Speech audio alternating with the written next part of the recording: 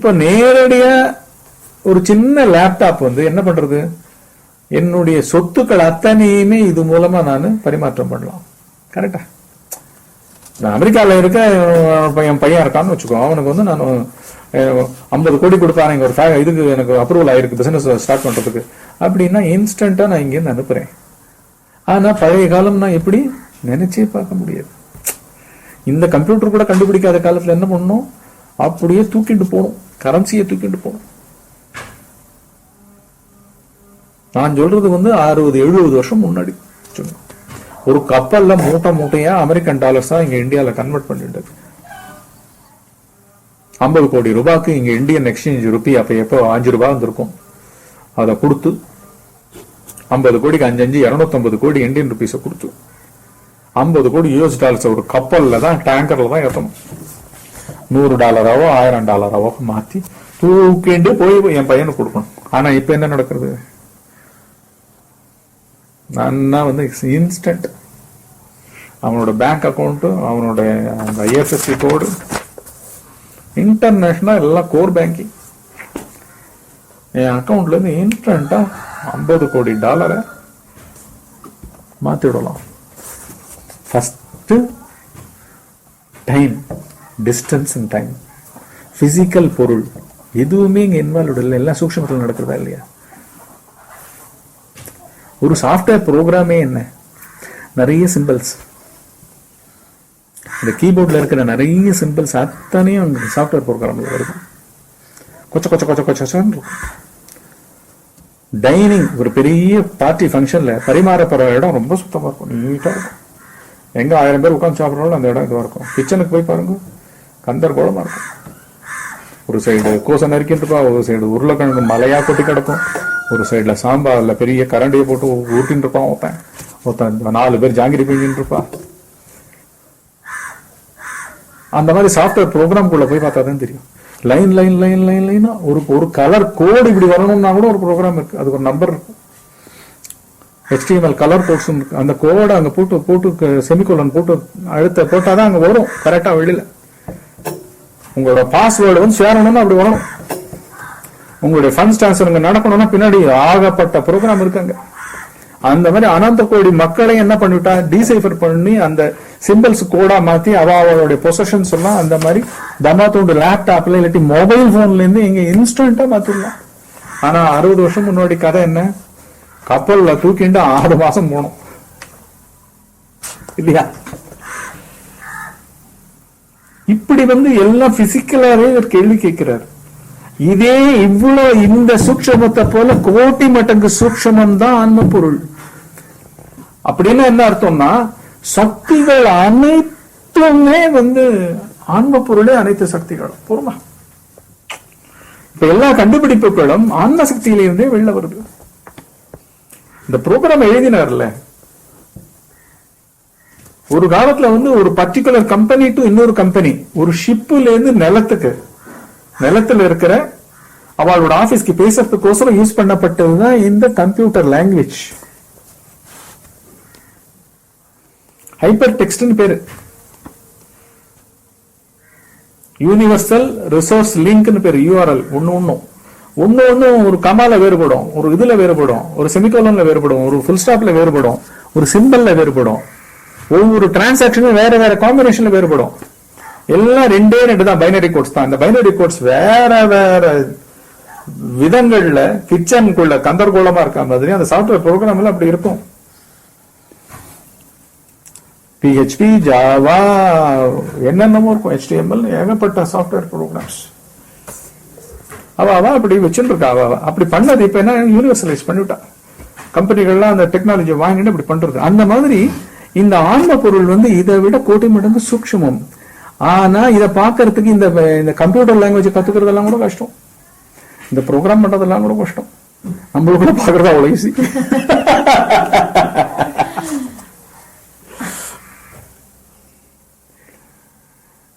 இந்த கம்ப்யூட்டர் ப்ரோக்ராம வடிவமைச்சுட்டு இருக்கிற இவ்வளவு சூக்ஷமும் இருக்கிற அந்த புத்திய இதுவே எங்கேருந்து உற்பத்தி யாருதுன்னு பார்த்தா அதுக்கு ஆக்சுவலா ஒண்ணுமே பண்ண வேண்டாம். பார்த்தாலே ஞானம், நிறுத்தினா ஞானம். வெளியில போகாம உள்ள நிறுத்தினேன்னா ஞானம், நிறுத்தினேன்னா ஞானம் ஞானம் ஞானம் ஞானம். அதுக்கப்புறம் ஆக்சுவலா அதே புத்தி இல்ல, you will be the super programmer. Suppose you are a programmer who seriously wants to know himself, realise himself. எனக்கு நான் ஒரு ப்ரோக்ராமர், நான் என்னையே தெரிஞ்சுக்கணும்னு நான் விரும்புறேன்னா எனக்கு தான் ரொம்ப ஈஸி. அப்புறம் நான் உணர்ந்த பிறகு இதே ப்ரோக்ராமரா நான் பண்ணும் பொழுது, இப்ப எப்படி அவர் யாரு, ஜாப்ஸ், அவரு இவரு ஸ்டீவ் ஜாப்ஸ், அவருக்கு நம்பினார்ல, அந்த வெறும் கண்ணாடியில தெரியுற அந்த ரிஃப்ளெக்ஷனையே நகர்த்தற ஒரு இதை கொண்டு வந்தவர் அவர் தானே. அதுலயே அந்த டச் இது டச் ஸ்கிரீனை கொண்டு வந்தவர் இல்லையா? அப்படின்னா உள்ள அப்படிதானே இருக்கு, மனம் நகர்த்துறது இல்ல. சுஃப்டா மல்டி டைமென்ஷனலாம் காலங்கள்லயும் தேசங்கள்லயும் எங்கேயோ இருக்கிற என் பையன் அமெரிக்கால இருக்கானா, அவனுக்கு நான் சொல்றேன், இந்த பாரு இந்த ப்ரோக்ராம்ல அந்த சைட்ல போய் அதை ஆப்ரேட் பண்ணு, அந்த கீயை ஃபர்ஸ்ட் அழுத்து, அது ஓபன் ஆகும், அதுல இந்த லிங்க் இருக்கும், அதை ஓபன் பண்ணு அப்படின்னு அந்த ப்ரோக்ராம்குள்ள இருக்கிற நுணுக்கமான விஷயங்களை நான் கம்யூனிகேட் பண்றேன்னா, அதை நம்பி நம்பி அதை ஒரு வடிவம் கொடுத்து கம்ப்யூட்டரா மாத்திருக்கேன் நானு. அப்படின்னா நான் என்ற பொருளே எப்படி பயாலஜிக்கலாவும் உற்பத்தி ஆகுது, பிறப்பு எடுக்கிறது, சைக்காலஜியாவும் இந்த பிறப்புக்கு காரணமா எங்கேருந்து ஒர்க் பண்றது, ஆசைகள் எங்கேருந்து ஒர்க் பண்றது, யாருடைய ஆசை இது அப்படின்னு பார்க்கும்பொழுதுதான் எல்லா இடத்துலயும் சொரூபம் நிக்கிறது. பொறுமா எல்லா இடத்துலயும் முட்டி நிக்கிறதே சொரூபம். இதுதான் ஆன்ம ஞானம், கஷ்டமே கிடையாது. அதனாலதான் இப்ப இன்னும் ஈஸி. இவர் கேட்கிற கேள்விகள்லாம் ரொம்ப பிரிமிட்டிவ் கேள்வி. நம்மளை பொறுத்த வரைக்கும், இந்த விஞ்ஞான யுகத்துல இருக்கிறவளை பொறுத்த வரைக்கும், இந்த பார்கவன் சொல்லப்படுற பரசுராமர் கேட்கிற கேள்வி எல்லாமே இன்னும் அவர் திடமான ஹார்ட்வேர்ல இருந்தே பாக்குறாரு. புரியுதா? இப்போ மனிதர்கள் அப்படி இருக்கா, ஆனா அதே காலத்துல ஆன்ம ஞானிகளா இருக்கிறவா எல்லா லெவலுக்கும், டிவைன் லெவல்ல, அந்த லெவல் இந்த லெவல்ல போயிட்டு போயிட்டு வந்திருக்கா. புரியுதா? இதே பரசுராமருக்கு அஸ்திர சாஸ்திரம் தெரியும், அதாவது பானங்களை ஈயறதோ கோடாலி மூலமா கொல்றதோ அதெல்லாம் தெரியும். புரியுதா? ஸ்கில் எல்லாம் தெரியும், அதுக்கெல்லாம் மந்திரம் எல்லாம் போய் வச்சிருப்பாரு. பரசுராமர் கிட்ட தானே கர்ணன் போய் கத்துக்கிறான் நாகாஸ்திரத்தை எரியறத. அஸ்திரம், அஸ்திரம்னாலே ஸ்திரமற்றதுன்னு அர்த்தம், மூவிங்னு அர்த்தம். அதுல பாண்டித்தியமா இருந்தாரா இல்லையா? ஒரு அம்பு மாதிரி இருக்கிற ஒரு குச்சிக்குள்ள, வேல் மாதிரி இருக்கிற ஒரு குச்சிக்குள்ள அதை அம்பாக்கி அதுக்குள்ள ஒரு மந்திரத்தை பிரயோகம் பண்ணி பிரம்மாஸ்திரம்ன்றான். இந்த பிரம்மாஸ்திரம் போட்டா நியூக்ளியர் மிசைல் மாதிரி அது ப்ரோக்ராமிங். சோ அப்ப மானசீகமா மனசே ப்ரோக்ராம் பண்ணக்கூடிய அளவுக்கு அந்த வேலைகள்லாம் தெரிஞ்சுட்டு இருக்கா. ஆனா தன்னை தெரிஞ்சுக்கிறது ரொம்ப ஹையஸ்ட். பொறுமா அதுதான் இப்போ பாக்குறோம், நம்ம அல்டிமேட்டா பாக்குறோம். இவ எல்லாமே ஸ்கில்டு. ஆக்சுவலா இந்த காலத்துல இருந்தா இவர் ஸ்டீவ் ஜாப்ஸா இருப்பார், பரசுராமர். புரியுதா? அப்படிதான் இருந்திருப்பா. இப்ப இருக்கிற வாழ்ல அர்ஜுனர்கள் நிறைய பேர் இருக்கா. ஆமா, எல்லாரும் இருக்கா, எல்லாரும் இருக்கா.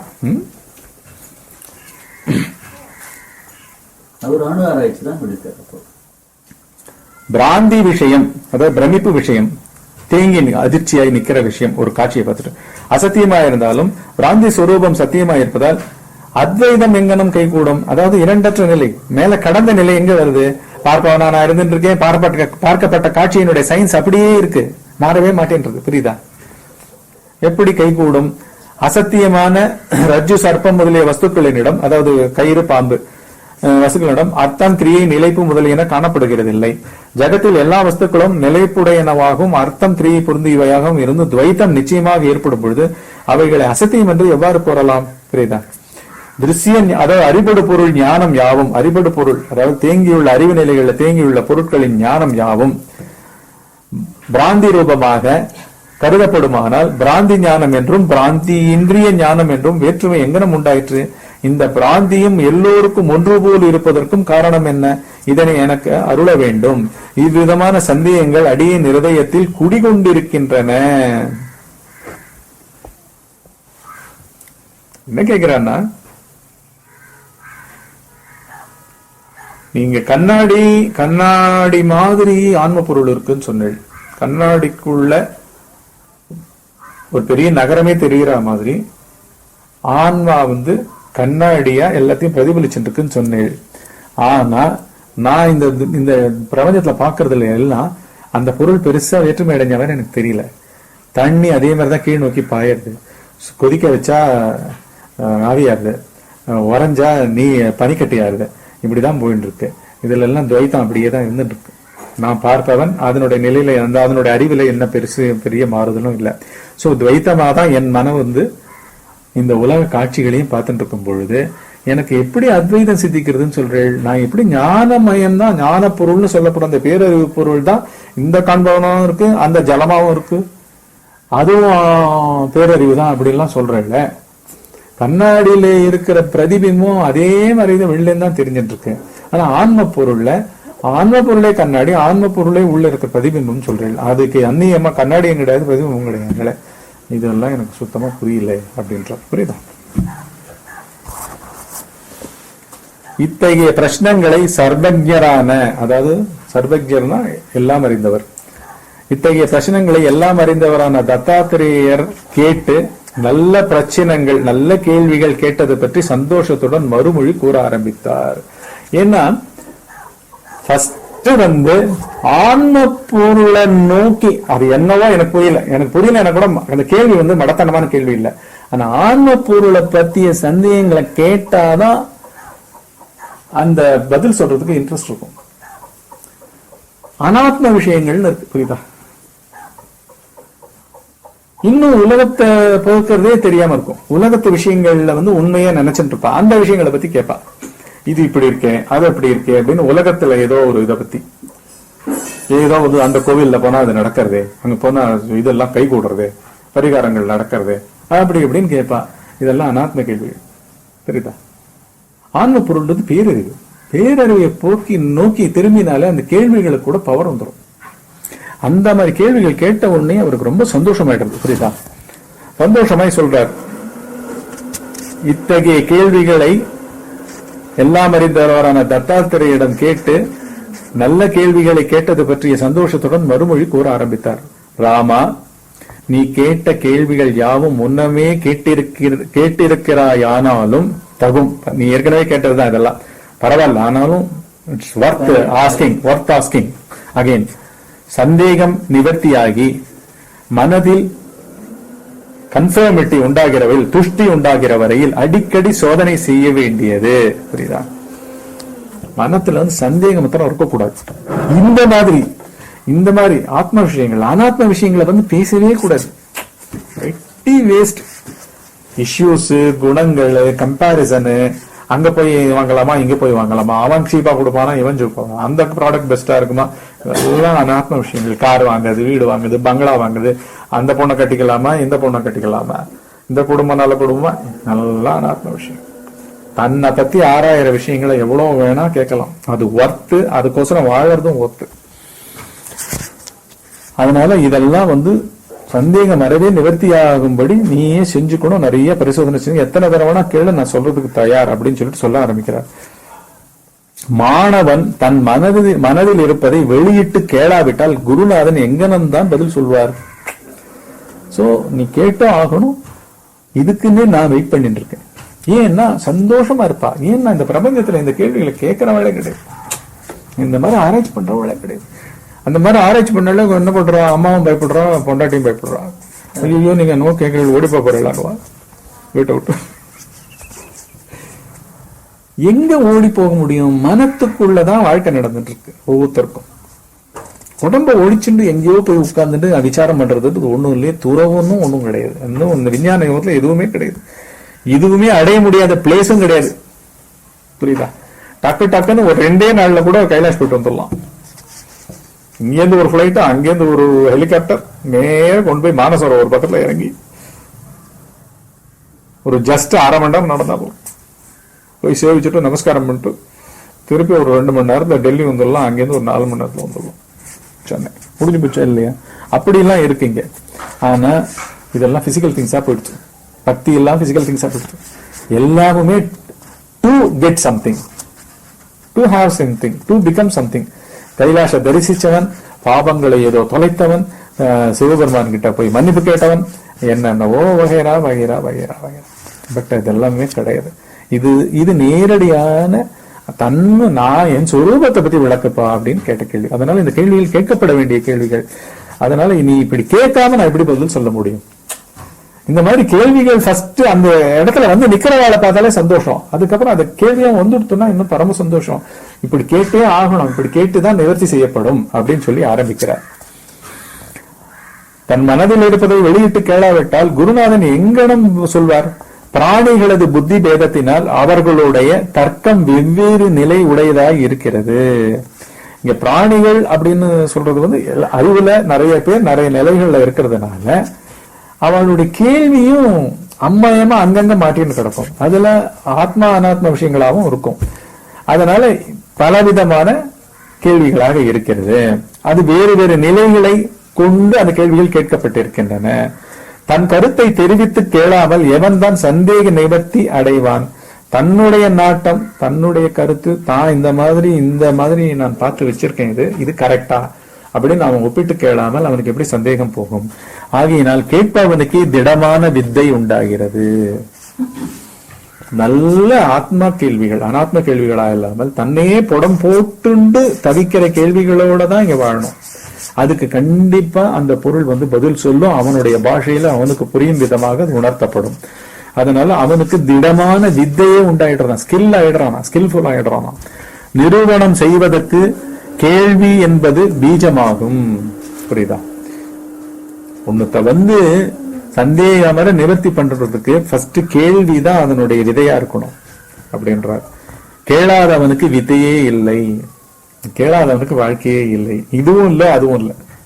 ஆகையினால் குருவை அடுத்து கேட்டால்தான் வித்தை. வித்தைனால என்ன? ஒரு நேக், ஒரு ட்ரிக், ஒரு ஸ்கில், அதை பக்குவப்படுத்துறது. இது குருவை அடைஞ்சுதான் கேட்கணும். எஸ்பெஷலி ஆன்ம பொருளை மாத்திரம் தொடர்ந்த சிரவணத்தினால் தான் வந்து அவனுக்கே இங்க வந்து ஆன்ம சாயிச்சு, வேற யாருக்கும் கிடையாது. தொடர்ந்து கேட்டு தெளிஞ்சு, சத்சங்கங்களையும் கேட்டு தெளிஞ்சு தனக்குள்ளே பக்குவப்படுத்திண்டு உதாரணப்படுத்திண்டு அம்மயமா ஆயின்றிருக்கும் போது இன்னும் ஏகப்பட்ட கேள்விகள் வரும். இதுல போனாதான் வந்து வித்தை, ஸ்கில்ஃபுல் ஆயிடுவான்.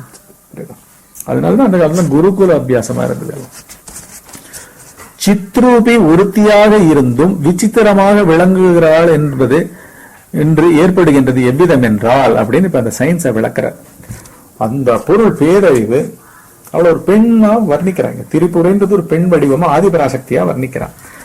அப்பேற்பட்ட அந்த ஆதிபராசக்தி சித்ரூபி ஒருத்தியாக இருந்தும் விசித்திரமாக நானாவிதமாக பல்வேறு காட்சி ஒலிகளாக பிரபஞ்சமாக விசித்திரமாக விளங்குகிறாள் என்று ஏற்படுவது எவ்விதம் என்றால் அப்படின்னு ஆரம்பிக்கிறார். கண்ணாடி ஏகரூபமாக இருந்தும் பிரதிபிம்பங்களால் அநேக விதம் ஆவது போல. ஒரு கண்ணாடி தான், ஒரு பெரிய கண்ணாடி வச்சிருக்கோம் வச்சுக்கோங்க. என்னுடைய பால்கனில வச்சிருக்கேன். 20 அடிக்கு 10 அடி ஒரு கண்ணாடி வச்சிருக்கேன். இதற்கு ஏகப்பட்ட காட்சிகள் தெரியும். மரங்களான மரங்கள், விதவிதமான கலர்கள்ல புஷ்பங்கள், விதவிதமான பறவைகள், பின்னாடி வானம், சந்திரன், சூரியன், மேகங்கள், அப்புறம் வானவில் அப்படின்னு ஏகப்பட்ட காட்சிகள். புரியுதா? கண்ணாடி ஒண்ணுதான், காட்சிகள் பல காட்சிகள் பிரதிபலிக்கின்றன. சொப்பன விகற்பத்திற்கு, அதாவது கனவு காணும் போது எழுகிற காட்சிகள் எப்படி எழுது?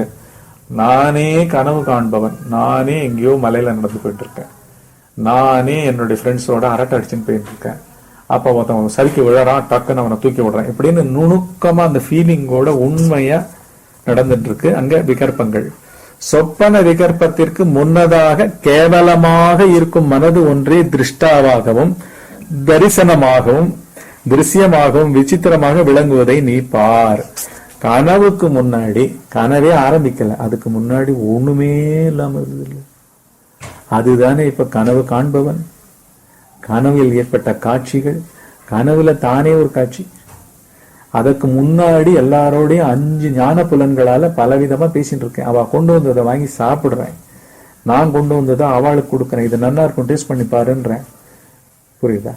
விதவிதமா பேச்சுக்கள், விதவிதமா சுவைகள், விதவிதமான செயல்கள் எல்லாத்தையும் உற்பத்தி பண்றதுக்கு முன்னாடி, கனவா உற்பத்தி பண்றதுக்கு முன்னாடி அந்த இடம் அறிவான் கூட இல்லை. ஆழ்ந்த உறக்கம். ஆழ்ந்த உறக்கத்துல தானே கனவு வரணும். தியேட்டருக்குள்ள போய் எல்லா ஜன்னல்களையும் போட்டு வாசலையும் அடைச்ச பிறகுதானே சினிமா தெரியும். எல்லாத்தையும் திறந்து போட்டா எல்லா வெளிச்சமும் ஸ்கிரீன்ல உழுந்து வேணும், உள்ள ஒரு காட்சிக்கும் மகத்துவமே வராது இல்ல, அர்த்தமே புரியாது இல்ல, இன்னும் வெளியில வர ஆடியோவும் சேர்ந்ததுன்னா ஒண்ணுமே புரியாது இல்ல. அதனாலதான் complete self enclosed, tight closure, ஆழ்ந்த உறக்கம் தான் அதிஷ்டானம். அங்கேந்து விரியிறது வாசனைகள், அகந்தை மயமா அப்படியே பெரிய உலகத்தையே உள்ள சிருஷ்டிக்கிறது. இந்த ஸ்தூல உடம்பு இல்லாம கனவு உடம்ப சிருஷ்டிக்கிறது. இதெல்லாம் உள்ளில தானே நடக்கிறது, ஒரு அறிவுல தானே நடக்குது. ஒரு அறிவு தானே அப்படி பிரியுது. பார்ப்பவனாகவும் அனுபவிப்பவனாகவும் நடப்பவனாகவும் சக நண்பர்களாகவும் இவனோட அறிவே, இவனோட ஆன்ம சைத்தன்யம் தானே அவனுடைய நண்பர்கள். குரூப்பா போயிட்டு இருக்கு பிக்னிக்கு, சாப்பிடுறது டேஸ்ட் எல்லாம் கூட தெரியுது இல்ல, ரொம்ப பசி உணர்வு கூட ஜாஸ்தியா இருக்குல்ல. நிறைய பேர் பிச்சைக்காராளா அழையறா கனவுல இல்லையா. சோகமான நிகழ்ச்சிகளும் வருது இல்ல, ஊரோட இருக்கிறா செத்து போன மாதிரி வருது, செத்து போனவ யாரோ வந்து சண்டை போட்டு இருக்க மாதிரி இருக்கு. என்ன என்ன இல்ல எங்க கனவு வருது இல்ல. சோ விதவிதமா வருது இல்லையா. அதைதான் இப்போ எடுத்த ஒண்ணு ஆரம்பிக்கிறேன். அதனாலதான் இங்க ஆழ்ந்த உறக்கத்தை, கனவு நிலையை, இதை மூணுத்தையும் ஒப்பிடாம ஆன்ம விசாரமே கிடையாது. ஆன்ம பொருள் அந்த பேரறிவு அணுகவே முடியாது. அதனாலதான் விழிப்பு நிலையில மச்சரம் என்னமோ ஆசிரமோ என்னமோ இது பண்றது பண்ணு போயிட்டே இருக்கு. அது ஒரு என்டர்டெயின்மெண்ட், அவ்வளவுதான். சொப்பன விகற்பத்திற்கு முன்னதாக கேவலமாக இருக்கும். கேவலம்னா just without anything at all, just எம்டியா பிரேதம் மாதிரி கிடக்க உடம்பு. தூக்கம்ன்ற பெரும் சுஷுப்திக்கு பெரிய அறிவானற்ற ஒரு இன்மைக்கு, தோற்றம் இன்மைக்கு ஆட்பட்டு கிடக்கு. தனித்தறிவு இல்லை, காணுபவன் இல்லை, தோற்றங்கள் எதுவும் இல்லை, ஒன்னும் இல்லை இல்லை இல்லை இல்லை தன்மையே அப்படியே சாஸ்வதமா இருந்துட்டு இருக்கிற இடத்துல இப்படி கனவு விகற்பங்கள், கனவுல எண்ணங்களும் காட்சிகளும் எல்லாமாகவும் நடந்து கொண்டிருக்கின்றது. இவ்விதமே எது பிடிக்கிறார், இவ்விதமே அந்த பேரறிவும் சுத்தையாக இருந்தாலும், சுத்தமா தான் இருந்துட்டு இருக்கா, இருந்தாலும் விசித்திரமான வடிவத்துடன் விளங்குகின்றாள். போருமா,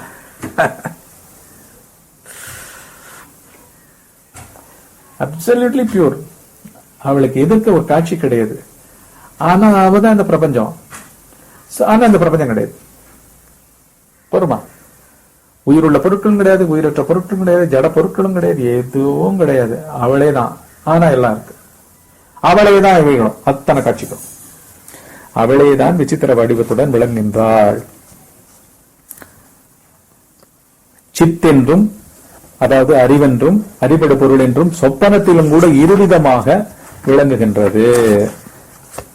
அறிவென்றும் அறிபடு பொருள் என்றும் யாவருக்கும் சொப்பனத்தில் துவைத்தம் தோன்றியும் அது வாஸ்தவத்தில் இல்லாதது போல். புரியுதா?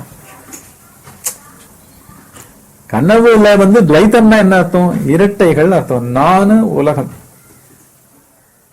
நான்ன்றது என் கனவுக்குள்ள கூட என் மனத்திலிருந்து நான் ஆபரேட் பண்ணிட்டு இருக்கேன்.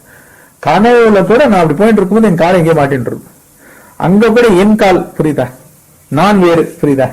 நான் வரோம், ஐயோ என் கால் மாட்டி எடுத்து விடுங்கன்னு கத்துறேன். அங்க எல்லாம் எல்லாம் அப்படியே நானு மற்றவைகள், நானு மற்றவைகள், எல்லா லெவல்லையும், உடம்புலையும் சரி, காட்சிகள்லையும் சரி, குணங்கள்லையும் சரி, பிடிப்பு பிடிக்காதலையும் சரி, எல்லாத்துலயும் பலவிதமான காட்சிகள். ஆனா வாஸ்தவத்துல இல்ல. கனவுலையும் அறிவென்றும் அறிபடு பொருள் என்றும் எல்லோருக்கும் சொப்பனத்தில் இரட்டைகள் தோன்றியும் அது வாஸ்தவத்தில் இல்லாதது போல இந்த விழிப்பு நிலையில் துவைதம் யாவருக்கு தோன்றினாலும் இல்லை என்பது அர்த்தமா? பொறுமா, இந்த விழிப்பு நிலையில இதுதான் ஃபண்டமெண்டல் கிளாரிபிகேஷன். ஃபர்ஸ்ட் எப்படின்னா, நான் உன்னை பாக்குறேன்னா வெளியில பாக்கல, எனக்குள்ளே இருந்துட்டு இருக்கேன், நானே உற்பத்தி பண்றேன் உன்னை. ஃபர்ஸ்ட் நான் என்னை பார்ப்பனவாக உற்பத்தி பண்ணி கொண்டிருக்கின்றேன். உற்பத்தி பண்ணி கொண்டிருக்கின்றேன்னா ஒரு பிரசன்ட் கண்டினியூஸ் டைம்ல நடக்கல. புரியுதா? உன்னை அப்படி திரும்பி இப்படி முகத்தை அப்படி திரும்பி பார்க்கும்போதுதான் அப்ப ஆரம்பிக்கப்படல. அப்படியே மனத்துக்குள்ள நீயும் சேர்ந்து நானுமே சேர்ந்து பிரபஞ்சம் இருக்கு. போருமா? பகவான் சிம்பிளா ஃபர்ஸ்ட் பாட்டு, 6வது பாட்டும் அதுதான், நாமுலகம் காண்டல், அந்த பாட்டையும் சொல்லலாம். அப்புறம் 6வது பாட்டும் ஒண்ணு இருக்கு. ஃபர்ஸ்ட் இப்ப 6வது பாட்டு பார்ப்போம். உலகு ஐம்புலன்கள் உருவேறு அன்று. உலகத்துல பார்க்கப்படுற காட்சிகள் அத்தனையும் இந்த 5 புலனுடைய விஷயங்கள். புரியுதா? கண்ணுக்கு காட்சிகள் அனைத்தும் விஷயம், நாக்குக்கு சுவைகள் அனைத்தும், உலகத்துல காண்படுற அத்தனை சுவையும் விஷயம். கரெக்டா? காதுக்கு அத்தனை ஒலிகளும் விஷயம். அதே மாதிரி மூக்குக்கு அத்தனை வாசனைகளும் விஷயம். அப்புறம் தொடுகைக்கு அத்தனை ஸ்பரிச உணர்ச்சிகளும் விஷயம். உலகு ஐம்புலன்கள் உருவே அன்று. உலகேன்னு சொல்லிடுறாரு ஃபர்ஸ்ட், பிரம்மாண்டத்தையும் சொல்லிடுறாரு. அப்புறம் உனக்குள்ள local centres, receiving transmitting centres, இந்த புலன்கள், ஞான புலன்கள், இது ரெண்டும் என்னமோ வேற வேற நினைச்சிருக்க. இல்லப்பா, இதுவே அதுன்றார். ஏன்னா ஏன் இதுக்கு உலக பொருளாக்குறாருன்னா, ஆன்மா உங்ககிட்ட தனியா சுடர் விட்டு இருக்கு. உலகத்துல அப்படி சுடர் விடுறதா கூட அதுக்கு தெரியாது. அதனாலதான் ஆன்ம பொருள்ல உன் மனம் விழித்தெழுந்து அந்த மனம் ஐம்புலன்களை கையாண்டு உலகத்தை உணர்கின்றது. அதனால உனக்கு எல்லாம் உனக்குள்ளேயே இருக்கு. புறமா உலகு ஐம்புலன்கள் உருவேறு அன்று. அந்த ஐம்பொறிக்கு புலனாம். உலகை மனம் ஒன்று ஐம்பொறிவாயால் ஓர்ந்திடுதலால் மனத்தை அன்றி உலகு உண்டோ அறை அப்படின்றார். போருமா அடிச்சு தூக்குறார். அதுவேதான் இவர் சொல்றார், கனவு என்று சொல்றார். என்ன சொல்றார்? உலகமானது 5 விஷய உணர்ச்சிகளின் உருவமாகிய தோற்றம். அதனாலதான் கண்ண மூடினா காட்சிகள் மறைஞ்சிருக்கு. கண்ண மூடினா காட்சிகள் மறையக்கூடாது. திருப்பி காட்சிகள் எங்க மறையிறது? கண்ணுக்கு முன்னாடி இருக்கிற காட்சிகள் கண்ண மூடின உடனே கண்ணுக்குள் மறைகிறது. திருப்பி மனத்துக்குள்ள மறையல. அப்படின்னா என்ன அர்த்தம்? மனத்துக்குள்ளதான் அந்த வெளியில தெரிஞ்ச காட்சியும் கண்ணு மூலமா பார்க்கப்பட்டதே தவிர மனத்துக்குள்ள உலகம் இருக்கு, மனத்துக்குள்ள அந்த காட்சிகளா இருக்கு. கரெக்டா? இது கண்ணை பொறுத்து. அதே மாதிரி நாக்க பொறுத்து, அதை காதை பொறுத்து ஒட்டி. உலகமானது 5 விஷய உணர்ச்சிகளின் உருவமாகிய தோற்றம். அந்த விஷயங்களுக்கு வேறானது அன்று.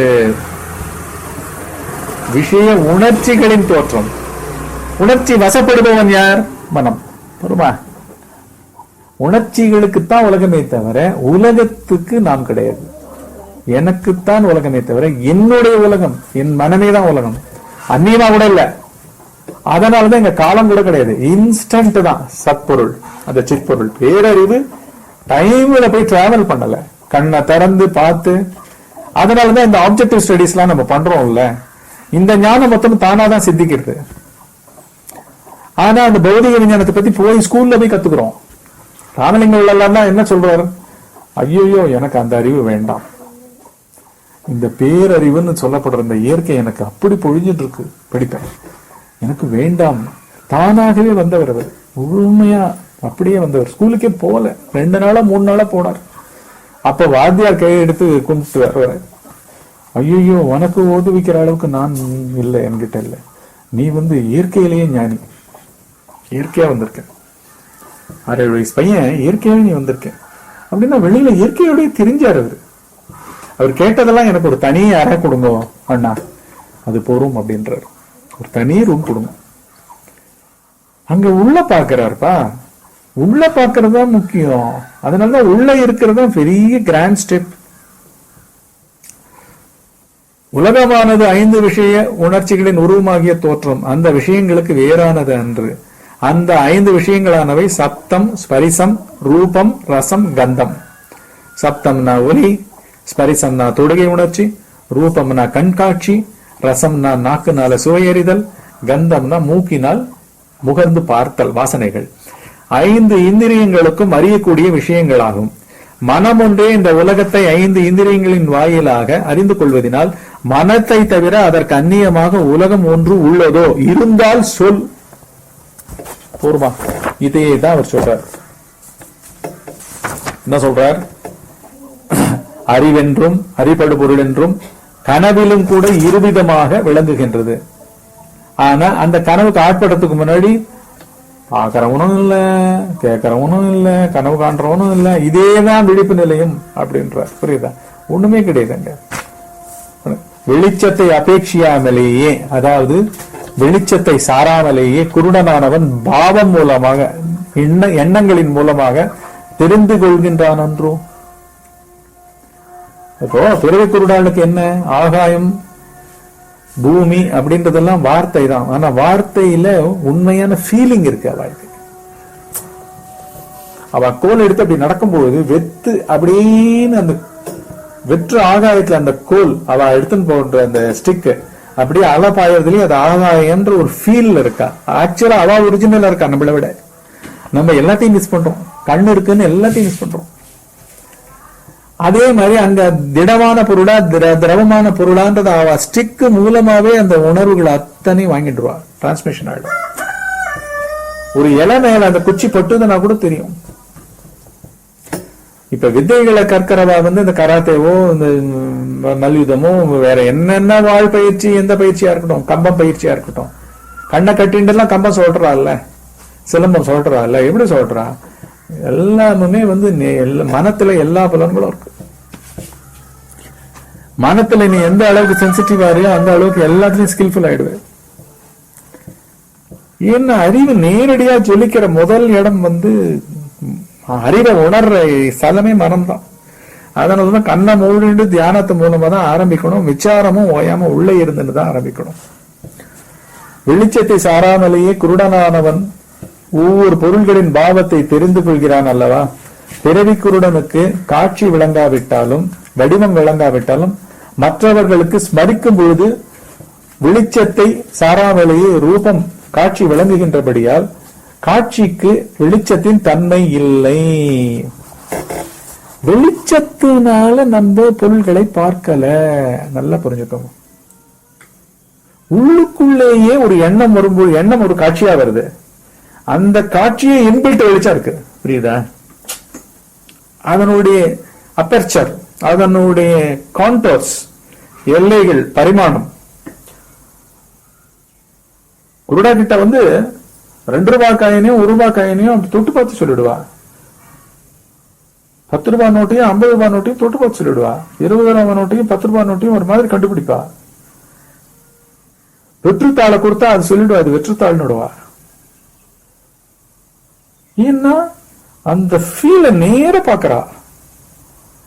அங்க வெளிச்சம் இல்ல அவளுக்கு. குருடனுக்கு வெளியிலிருந்து வெளிச்சம் இல்ல. வெளியில அவனுக்கு கண்ணுக்கே பவர் இல்ல. பிறவி குருடனுக்கு நம்ம கூட எப்படி பண்றோம்? அறிவு வெளிச்சம் தான் ஃபர்ஸ்ட் யூஸ் பண்றோம். கண்ணு இருக்கு, ஆக்சுவலா எக்ஸ்ட்ராவா இருக்கு நம்மளுக்கு. பிறவி குருடனுக்கு வடிவம் விளங்காவிட்டாலும் காட்சி விளங்காவிட்டாலும் மற்றவர்களுக்கு நினைக்கும் பொழுது, ஒரு நினைவு கூறும் பொழுது வெளிச்சத்தை சாராமலேயே வடிவம் விளங்குகின்றபடியால் நினைவுல உள்ளுக்குள்ள நான் எங்கேயோ ஊருக்கு போயிருந்தேன், அங்க சாப்பிட்ட ஒரு பொருளை பத்தி இப்ப வந்திருக்கேன், 6 மாசம் கழிச்சு வந்திருக்கேன், அந்த வீட்லயும் அதை பண்ணி போடுறேன்றா, பண்ணட்டுமா அப்படின்றா. அது எப்படி உங்களுக்கு தெரியும் அப்படின்னு நான் கேட்கறதே என்னுடைய பழைய எக்ஸ்பீரியன்ஸ். அன்னைக்கு சாப்பிட்டது அப்படியே வருது. சாப்பிட்ட நிலையெல்லாம் இன்ஸ்டன்டா வருது. புரியுதா? அதனால இங்க வெளிச்சத்தை சாரல, நினைவு கூறுதல் அப்படியே ப்ரௌசிங்ல அப்படி பிக்கப் பண்றது. பிக்கப் பண்ணி அலைவா இந்த செகண்ட் நான் இங்கே நியூயார்க்ல சாப்பிட்டேன், நியூயார்க்ல சாப்பிட்டேன். அப்படியே அந்த சீனோட, அந்த பொருளோட, அந்த டேஸ்டோட, முக்கியமா அந்த பதார்த்தம் அப்படியே நிக்கிறது. இந்த டிஷ் டேஸ்ட் பண்ற அனுபவமே வருது. இப்ப எங்க ஆரம்பிச்சிடுறேன், அது ஞாபகம் வந்த உடனே கிட்ட போய் நின்று பாக்கிறேன், எப்படி பண்றது, நீங்க எப்படி பண்றது பார்க்கலாம் அப்படின்ட்டு போய் நிக்கிறேன். புரியுதா? அதாவது இங்க என்ன முக்கியமான பாயிண்ட் 2 பேருமே, அந்த பிறவிக்கோடும் சரி, நானும் ஒரு நிகழ்ச்சி நடந்த நிகழ்ச்சி, பாஸ்டல் நடந்த நிகழ்ச்சியை நினைவு கூறும்போது சரி, 2 பேருமே வெளிச்சத்தை சாருவதில்லை. இப்ப புதுசா எனக்கு வெளிச்சம் வேணும்னு சொல்ல, திருப்பி நியூயார்க் எதிர்க்க படம் போட்டு காமிச்சு வீடியோவா நான் சாப்பிட்டதையே நான் பார்த்து, இல்லாட்டி அந்த பொருளையே பார்த்து நினைவு கூறல. இன்ஸ்டன்டா வருது. 6 மாசத்துக்கு முன்னாடி சாப்பிட்ட பண்டம் இப்போ சென்னையில ஒரு வீட்டுல நுழையும் பொழுது அவ பண்ணி கொடுக்கிறேன் போது இன்ஸ்டன்டா தேர் அண்ட் தென் அந்த நியூயார்க்ல அந்த டைம்ல சாப்பிட்ட அந்த பொருள் திருப்பி சாப்பிடுற அளவுக்கு வரும். சலைவா ஓடுற அளவுக்கு இருக்கும். போருமா? இதனுடைய ரொம்ப ஹையஸ்ட் வித்தை தான் பசியே தாண்டுவா. பசியை தாண்ட சித்திகள்லாம் இதுலதான் வருது. எவ்வளவு பிழை உள்ள போறோமோ அதெல்லாம் வருது.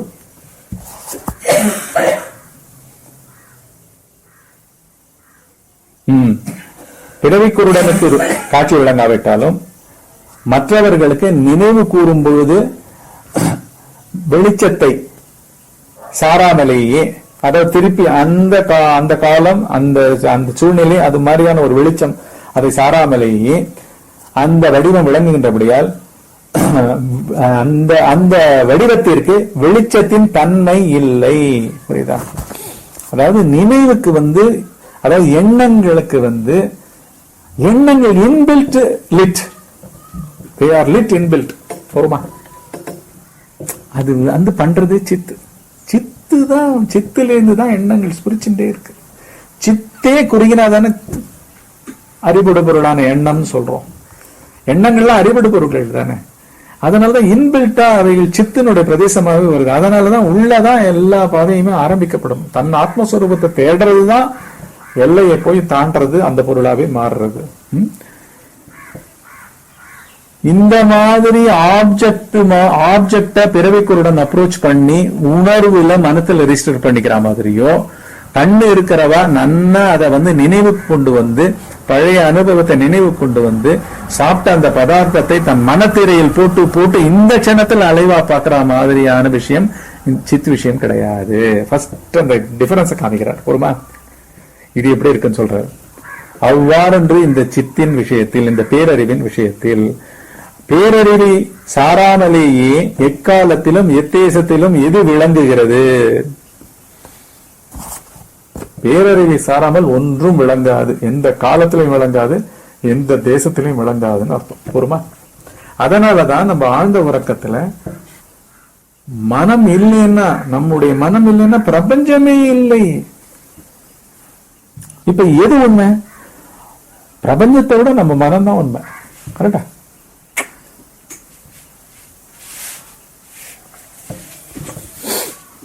பிரபஞ்சத்தை விட உண்மை எது? நம்ம மனம் தான் உண்மை. இல்ல, உண்மையிலையும் மீடியமா காமிக்கிறது மொத்தம் இல்ல. இது இல்லன்னா அது இல்லாம போடுறது. அது எப்படின்னா, கால் இல்லாம மனுஷன் வாழலாம், தலை இல்லாம மனுஷன் வாழ முடியாது. தலை இல்லாம கால் இருக்கலாம், மொத்த உடம்பும் இருக்கலாம், ஆனா உயிரே இருக்காது, வாழ்பவன் இருக்க மாட்டான். மனத்துக்குத்தான் உடம்பு, மனத்துக்குத்தான் உலகம். மனத்தை என்று உலகமே இல்லை. இந்த மாதிரி பாயிண்ட்ல தான் முடிக்கிறார் அவரு. நம்ம இந்த சத்சங்கத்தை தொடருவோம். இதனோட தொடர்ச்சிய அடுத்த சத்சங்கத்துல பார்ப்போம். இந்த சத்சங்கத்துடன் 40 செகண்டுக்கு வெளியிலிருந்து வரும் மணியோசை தியானத்தை இணைச்சிருக்கேன். 40 செகண்டுக்கு ஒரு தடவை வரும். அதை உபயோகிச்சு தியானம் சமாதி பழகுங்க. இதனோட தொடர்ச்சியான சத்சங்கத்துல சந்திப்போம்.